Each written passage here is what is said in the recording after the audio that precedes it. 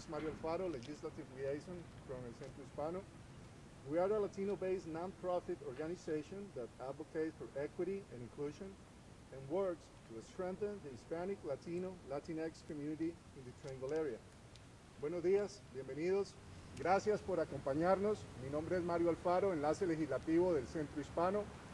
Somos una organización sin fines de lucro de base latina que aboga por la equidad, la inclusión y trabaja por fortalecer la comunidad latina, Latinx, hispana en el área del Triángulo. Today, we fully join the activities of the National Day of Action called A Day Without Immigrants, which aims to raise awareness and highlight the importance of the undocumented immigrant population. Hoy nos sumamos de lleno a las actividades del Día de Acción Nacional denominado Un Día Sin Inmigrantes, que se propone crear conciencia y resaltar la importancia de la población inmigrante indocumentada. Vamos a escuchar primero a Pilar Rocha Goldberg, presidenta del Centro Hispano. Buenos días a todos, soy Pilar Rocha Goldberg, presidenta y directora general del Centro Hispano. Durante 30 años de servicio en Carolina del Norte, creando puentes entre nuestras culturas, hemos abogado por una reforma migratoria integral que reconozca la importancia y el aporte económico, social y cultural de la población inmigrante indocumentada y que al mismo tiempo les ofrezca la oportunidad de salir de las sombras y vivir sin temor. Una reforma migratoria significa estabilidad y tranquilidad para millones de trabajadores y sus familias, quienes contribuyen de forma directa al desarrollo y crecimiento económico de los Estados Unidos.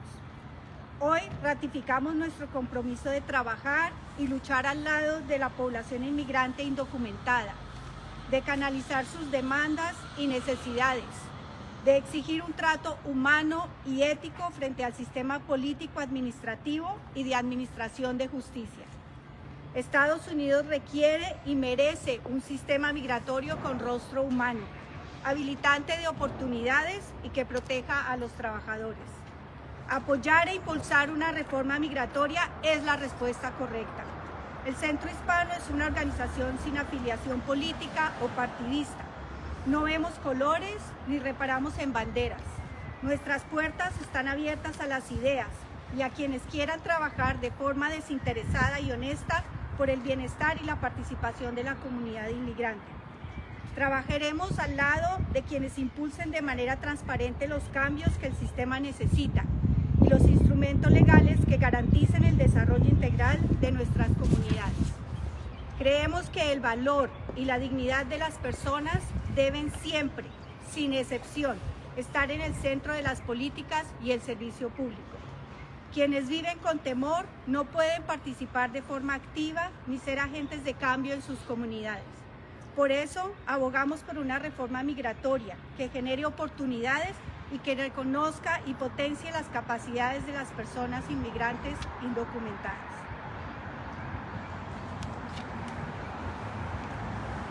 Good morning, everybody. I am Pilar Rocha Goldberg, President and CEO of El Centro Hispano. During 30 years of service in North Carolina, building bridges between our cultures, we have advocated for comprehensive immigration reform that recognizes the importance and economic, social, and cultural contributions of the undocumented immigrant population, and at the same time that offers them the opportunity to come out of the shadows and live without fear. Immigration reform means stability and peace of mind for millions of workers and their families who contribute directly to the development and economic growth of the United States. Today, we ratify our commitment to work and fight alongside the undocumented immigrant population. That's right. Woo! To channel their demands and needs, to demand humane and ethical treatment in front of the political, administrative system and administration of justice. The United States requires and deserves an immigration system with a human face. That's right. Enabling opportunities and protecting workers. Supporting and promoting immigration reform is the correct answer. El Centro Hispano is an organization with no political or partisan affiliation. We don't see colors or notice flags.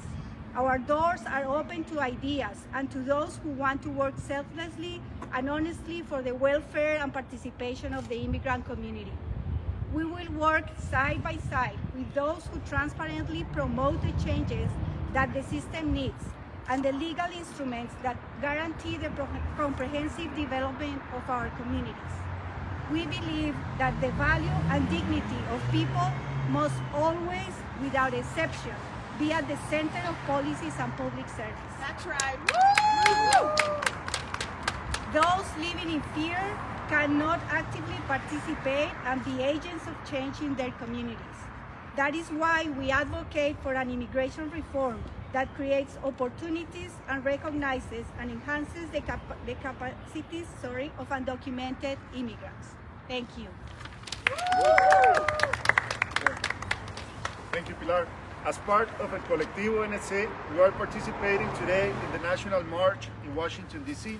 Also, from 10 in the morning, we are participating in the Twitter storm with the hashtag Immigration Reform Now. Now, Mr. Eric Valera, Director de Operaciones del Centro Hispano. Hi, everybody. I want to thank all of you for being here with us today. I want to thank all the members of the press and all of you for coming here and standing with us in solidarity. This is an honor and a privilege that I do not take for granted, to be able to stand in front of a federal building and exercise my freedom of speech while you are exercising your freedom of the press. I do not take this for granted. That's right. That's right. This is something that my family came here for. My family came here from Cuba and from Mexico. In Cuba, you could not do this. In Mexico, being a journalist is one of the most dangerous professions you have. So we need to take this opportunity right now to really be able to say, this is something that we care for, because this is a great country that allows us to be able to do this and allows us to be able to have change in this country.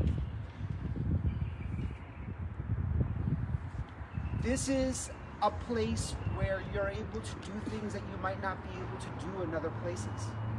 This is a place where the lack of a comprehensive immigration reform, a path to citizenship, is not about politics. It's about humanity. It's a human rights issue. That's right. That's right. And not providing that path is inhumane. So there are immigrants come to this country all the time and make this country better. There's an immigrant from the Soviet Union who came here and then went to Stanford and started a company called Google. This country is the only place where you could have started Google. That's right.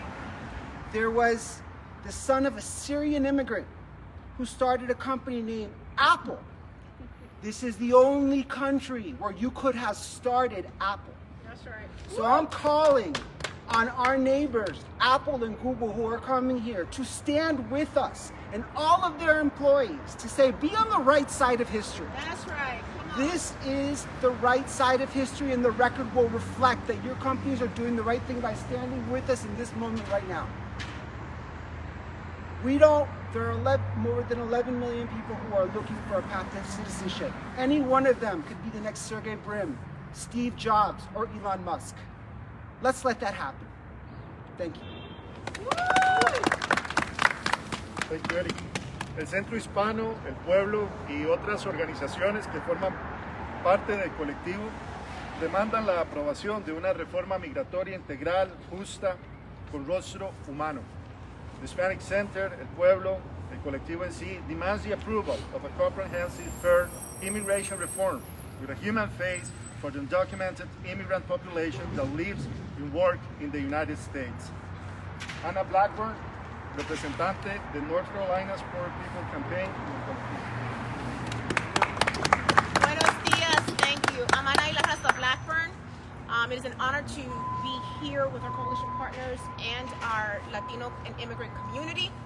I bring you greetings on behalf of Bishop William Barber II and Reverend Dr. Liz Theo-Harris, our co-conveners of the Poor People's Campaign, as well as the North Carolina Poor People's Campaign Coordinating Committee.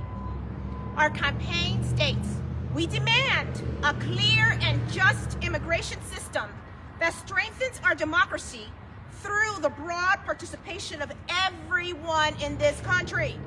This includes protecting immigrants' ability to organize for their rights in the workplace and in their communities without fear of retribution, detention, or deportation.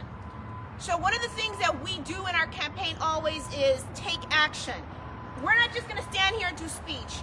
We want to welcome everyone that's watching to realize that El Colectivo NC has got representatives in North Carolina at this very moment marching for a day without immigrants.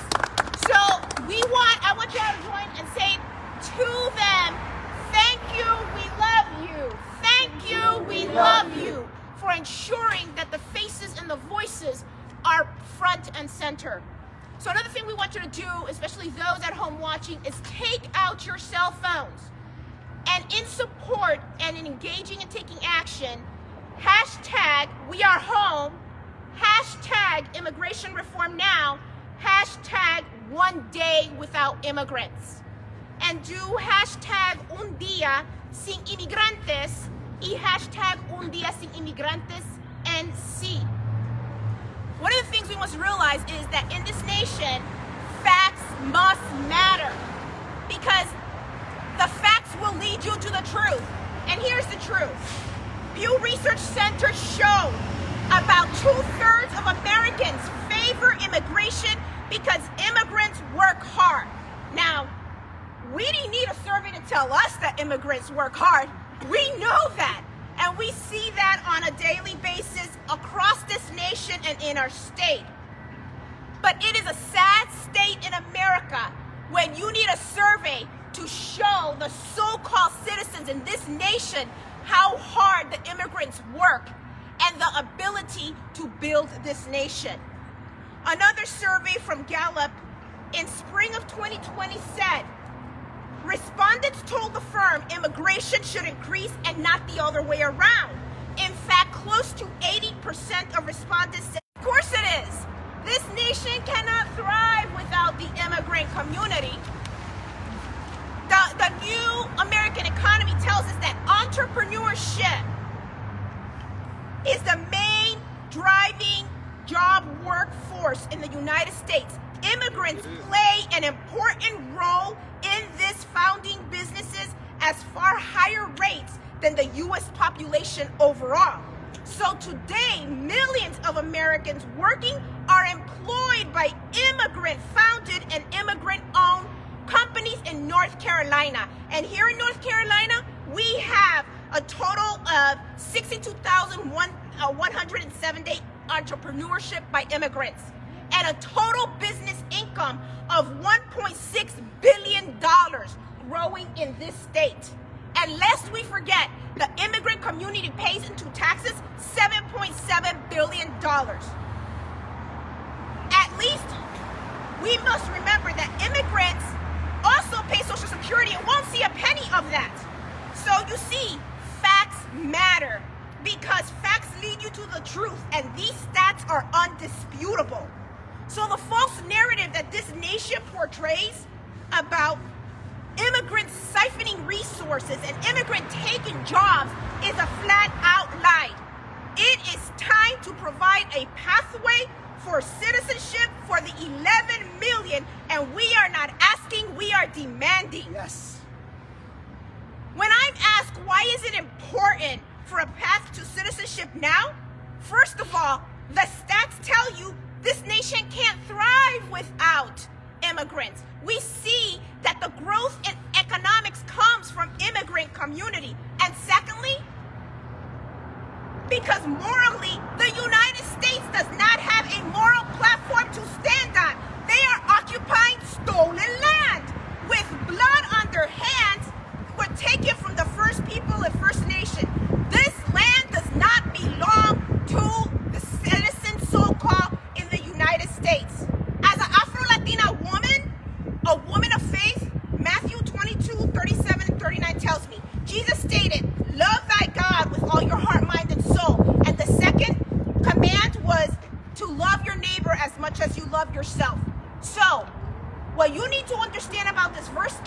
love is a verb, and love requires a command. It requires for us to take action. So, to say to you, all present and watching, armed now with facts and truth, what side are you on? What side is Tom Tillis on? What side are our nation's representatives on when it comes to the immigration issue?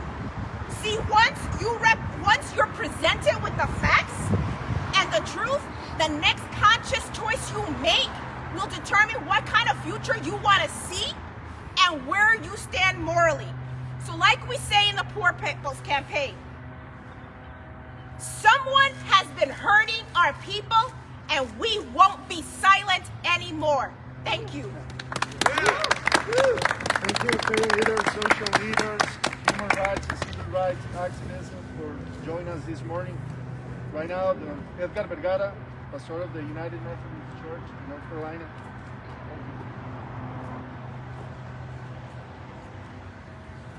Muy buenos días, good morning. Estamos aquí por tres razones principales. We are here for three main reasons. La primera es, the first is justice, la justicia. Como hemos escuchado, es innegable que las contribuciones de vitalidad, as we have heard, it is undeniable that the contributions of vitality, que las contribuciones económicas, that the economic contributions, y que la contribución de buena voluntad, and that the contributions of goodwill de parte de nuestras comunidades inmigrantes, principalmente provenientes de Latinoamérica, coming from our Latin American immigrant communities, son la fuerza de esta nación, are the strength of this nation. That's right. Es una tristeza, it is a great sadness que nuestras comunidades inmigrantes sigan siendo utilizadas como moneda de cambio político, that our immigrant communities continue to be used as a political bargaining chip. Sin importar cuál sea el partido, si el partido está a favor o en contra de los inmigrantes, se utiliza a la comunidad inmigrante como un factor político para ganar y mantener o para cambiar el poder. Doesn't matter if the party is pro-immigrant or anti-immigrant. Our immigrant communities are used to gain power, to maintain power, or to shift power. That's right. Esa es una tristeza. That is a great sadness. Otro motivo por el que estamos aquí, another reason why we are here, y esto no hay que olvidarlo, and we must not forget this, es por las nuevas voces de jóvenes que se están levantando. It's because of the new voices of young people that are rising up. Este movimiento de un día sin inmigrantes, que es una réplica de lo que se ha hecho en el pasado, this movement of a day without immigrants, that is a réplica of what we have done in the past, vino por una voz de un joven de 23 años, came because of the voice of a young man of 23 years of age. Carlos Eduardo Espina convocó a esta acción. Así que aquellas personas que tenemos en esto ya tiempo, debemos elevar y empoderar estas voces jóvenes, estas nuevas generaciones. So those of us who have been at this for a while must empower and uplift these young voices. That's right. Y apoyarles y seguir su liderazgo. Strengthen and follow their leadership. El tercer motivo por el que estamos aquí, the third reason why I believe we're here, es por el amor. It is because of love. El amor que llevó a nuestros abuelos, a nuestras madres a cruzar las fronteras. The love that drove our mothers and our grandparents to cross borders. A ir más allá de lo esperado, arriesgando su vida, going far beyond that which is expected, risking their own lives, para darles a estas nuevas generaciones una nueva esperanza de vida, to give these new generations a new life with hope. Hoy es un día en que se celebra el amor. Today is a day that love is celebrated. That's right. Es un día donde se gastan millones y millones de dólares en nombre del amor. It is a day in which millions and millions of dollars are spent in the name of love. En nombre de ese amor, que une a nuestras familias.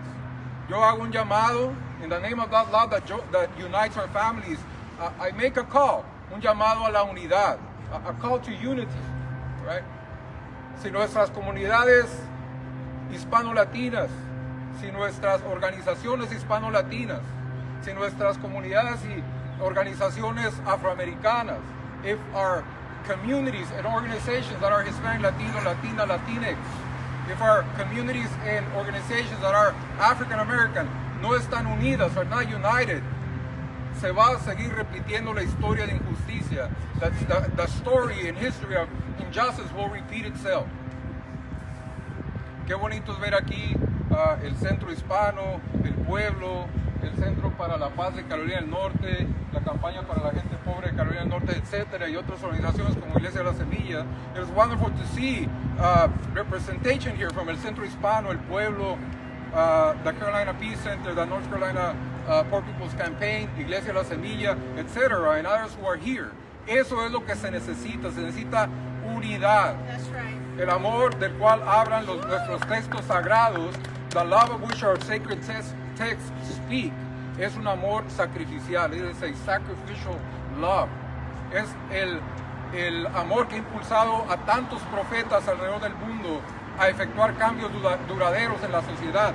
It is this love that has driven many prophets around the world to effect actual positive change in our society. Así que recordemos, debemos unirnos, debemos elevar y empoderar las voces jóvenes y debemos seguir luchando por la justicia. So let us not forget, let us continue to be united, let us in love, let us celebrate and uplift young voices, and let us continue fighting for justice. That's right. Thank you, Mr. Vergara. Let me please introduce you to face out now. It's a human rights and civil rights activist and community organizer. Thank you very much. Good morning, everybody. First of all, before I begin, I'd like to take a moment of silence to recognize the hard work and the contributions of immigrant communities coming from South and Central America, from the Caribbean, from Africa and Asia and Middle East and Far East Asia. Let's take a moment of appreciation and honor their hard work because of their hard work and their sweat and the contribution that they've been making for centuries. This is what America is today for that reason. So I would like to take a moment of silence to recognize and to honor all of them.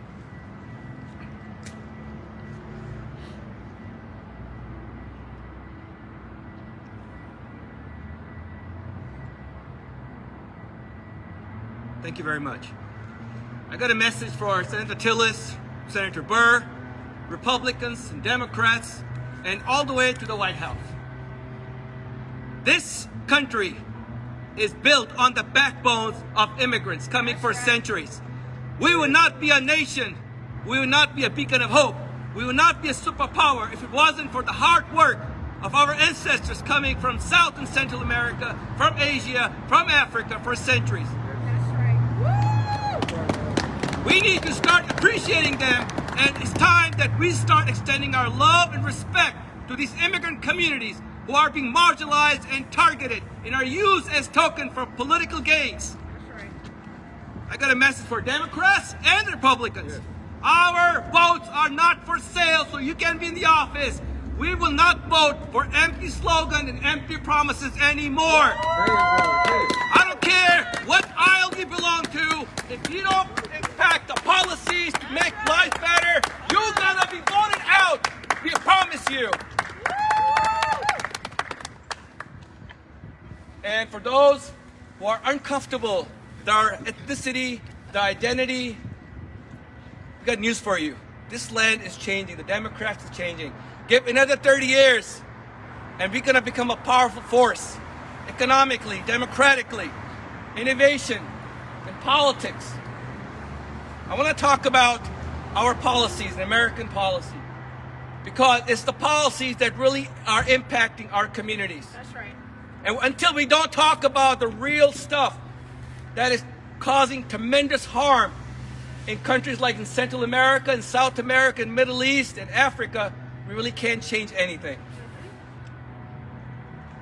our foreign policies about occupation and exploiting resources, whether in Central America or in South America. We've seen our history, how our own foreign policies have impacted and displaced communities throughout the decades in South America, in Central America, in Middle East. And these communities are forced to be displaced and are forced to travel, to migrate, to seek peace and security and protection for themselves and their families. So, even though this is a land of opportunity, I can guarantee you, if these people had peace and security in their land, if their countries were not occupied, their resources not stolen, they wouldn't be coming here. That's right. Come on. So don't tell me that they're not welcome. They have a right to be in this country. Come on.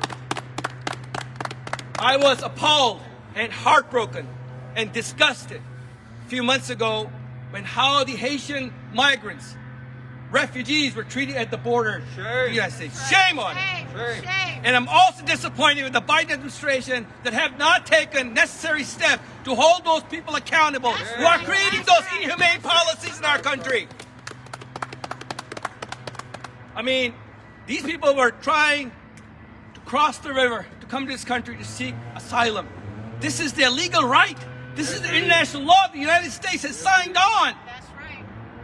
And there we're being whipped like in some old cowboy John Wayne movies.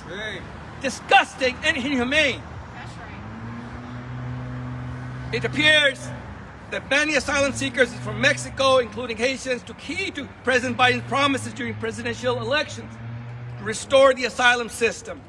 It has been a huge factor in their decisions to migrate at the Texas border and to come to this country to seek protection, guaranteed under the law of fleeing persecution. That's right.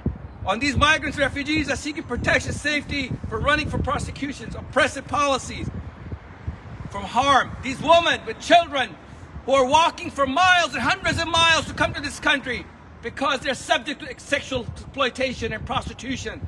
They're subject to inhumane treatment in their own countries. And how we treat them? We separate them at the border. Shame. 100% of the asylum cases have been denied in Houston, in Texas. Nothing has changed.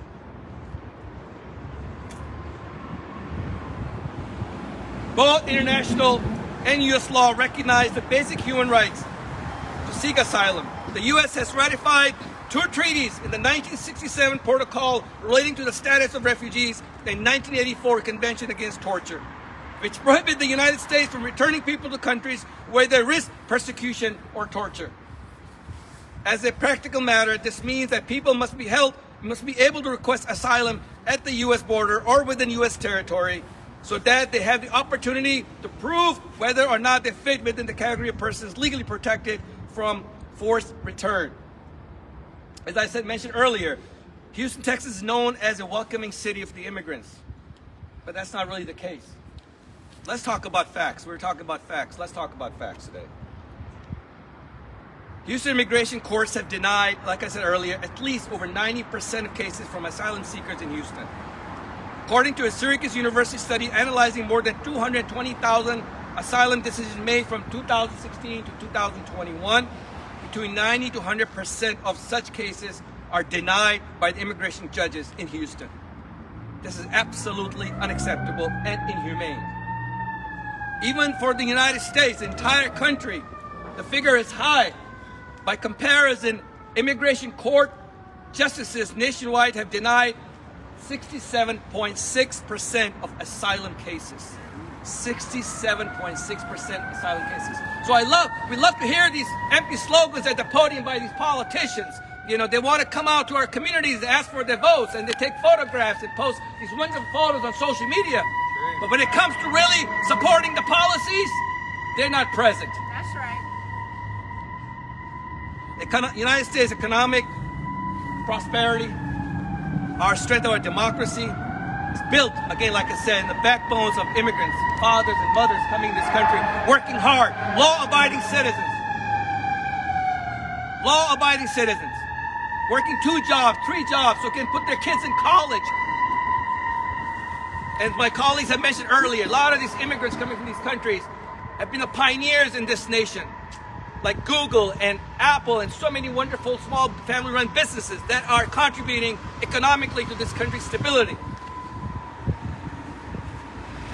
Last, I want to talk about this pathway to citizenship. It is really unacceptable to see so millions of immigrants that are undocumented, are law-abiding citizens, have been working hard for years, day in, day out, paying taxes, but do not have a legal status still to this day. That's right. This is unacceptable. If we are a nation of human rights, we can't preach human rights to other nations when we are the biggest violators of human rights in this country. A path to citizenship for millions of dreamers, temporary protected status holders, and essential work is critical to America's recovery. It has the support of an overwhelming bipartisan majority of 74% of Americans. The Build Back Better bill, which was denied in our Senate, unfortunately. President Biden and Congress tried very hard to pass this infrastructure bill, to pass this pathway to citizenship. Immigrant communities have been front lines for fighting COVID-19 and tragically been devastated over the last year or two. Black and indigenous communities and other people of color have been disproportionately hammered by both the coronavirus pandemic and economic devastation that it brought to the American communities. We're talking about 11 million undocumented immigrants in this country.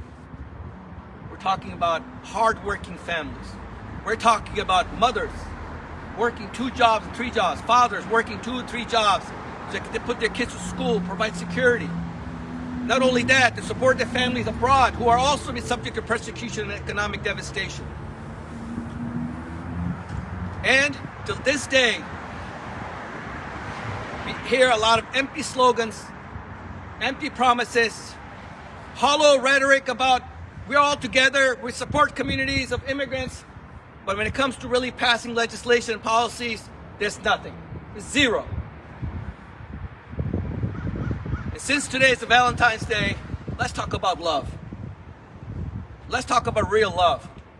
Let's talk about that we as a nation must come together and extend our love, our gratitude, our solidarity to our immigrant communities coming from Central and South America, coming from Africa, coming from Haiti, coming from Middle East.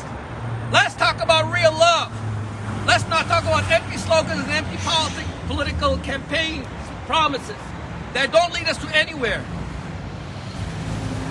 Let's come together and show love to our communities. We have heard this hateful rhetoric the last 5 years, calling Hispanics and Latinos and rapists and Muslim travel ban, when all of that rhetoric and narrative was false, based on white supremacist ideology. So I want all of us, people that are watching this, to call your elected officials, call your congressional leaders, call your senators, irrespective of what party you represent, and realize and understand and appreciate the contribution the immigrant communities have been making for decades and decades and decades in this land. And the only way we're going to prosper and we're going to grow and we're going to become strong when we realize that it is because of the immigrants coming to this land for centuries that have made this country great. It is the immigrants that makes America great. Thank you very much. Thank you, Mr. Kemp. Our next speaker, Caleb Ruda, representative for the 114th District of North Carolina. Thank you very much.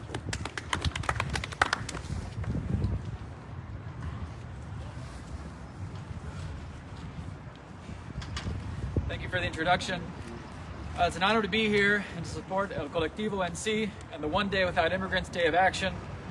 I'm proud to be here as a North Carolina State House representative for District 114 and Buncombe County. I'm proud to be here as a supporter of immigration reform and creating a pathway to citizenship for the 11 million undocumented immigrants in our country. And I'm proud to be here as a descendant of immigrants and refugees. My great-grandfather on my dad's side, Isidor Rodowitz, fled Russia in 1904 because Jews in Russia were drafted as stable boys in the Russian army, which is a life of hard labor and an early death. He came to the United States and became a stonemason, raised my grandfather on the Lower East Side. He came in search of a place where he could practice his religion freely, to raise a family and live a productive life. That's right. My grandmother Miriam Fagotner fled Antwerp as the Nazis were invading Belgium in 1940, just a week before she was to graduate from high school. From Belgium, she traveled to France and then Portugal, along with her sister Rochelle and her mother Anya. In 1941, she came to New York. She took English lessons and pronunciation lessons when she came to this country so that she could blend in. She, like my great-grandfather, came here because she wanted a place where she could study, work, and live freely. If you think this is just my story and not your story, then I have news for you. Unless you're a Native American, we are all descendants of refugees, immigrants, and people forcefully brought to this country. Some of us just arrived here more recently. We have an obligation to our ancestors to welcome those who are new here, as we would have wanted our ancestors to be welcomed and treated fairly. That's right.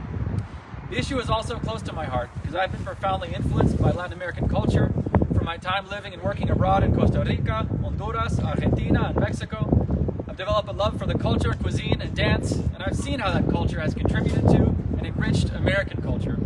It's that great melting pot of cultures that makes this country such a unique place, and immigrants are an integral part of it. In Honduras, I also saw firsthand the causes and effects of immigration. I heard and saw the violence that some people who live in my district have fled. It reminded me of my family's immigration stories. While I was living in Honduras, I met a young man in Tela who was recently deported from the United States. He was asking for money at a gas station. He had an American accent, so I stopped to see if I could help and listen to his story. He wasn't born in the US, but was brought here when he was 2 or 3. He spent most of his life here and barely spoke Spanish. He was deported by immigration back to Honduras when he was found in his mid-20s to be without documents. For all intents and purposes, he was American, but he wasn't documented, so he was deported back to a country where he didn't speak the language, didn't understand the culture, and didn't have many opportunities. I spoke with him for a while, I gave him some money, and I wished him luck. I think about him a lot, and all the people who live in fear of deportation, and those that are struggling and have been deported in places that are foreign to them. People come here to live in peace, to work, to support their families, and we should treat them with respect, welcome them, and provide them with a pathway to citizenship. That's right. Woo! We should create that pathway to citizenship because it's the right thing to do. Because it will stop families and communities from being torn apart. That's right. Because it makes financial sense for our country. And because it's what our ancestors would have wanted us to do. I would also like to speak directly to the Spanish speakers in my district and in the state. Nelson Mandela said, if you talk to a person in a language he understands, that goes to his head. And if you talk to them in their own language, that goes to their heart. That's right. So to speak to the hearts of some of the people in my district, hola, me llamo Caleb Rudo y soy el representante para el distrito 114 en Carolina del Norte. Soy el representante de Asheville y el condado de Buncombe. Yo soy el representante de todos en el distrito. De los catrachos, los mexicanos, los salvadoreños, los ticos, los nicaragüenses y todos los demás. Este país es un país de inmigrantes. Mi familia es una familia de inmigrantes. Y casi todas las familias en este país son familias de inmigrantes. That's right. Los inmigrantes indocumentados son miembros de nuestras comunidades y han hecho contribuciones económicas significativas al país. Ya es hora de aprobar una reforma migratoria que refleje los valores de nuestro país y garantice protecciones permanentes para todos los inmigrantes indocumentados que viven en nuestro país. Gracias. Thank you, Mr. Rueda. Now, María López González from El Pueblo. Thanks for joining us. Come on, Maria.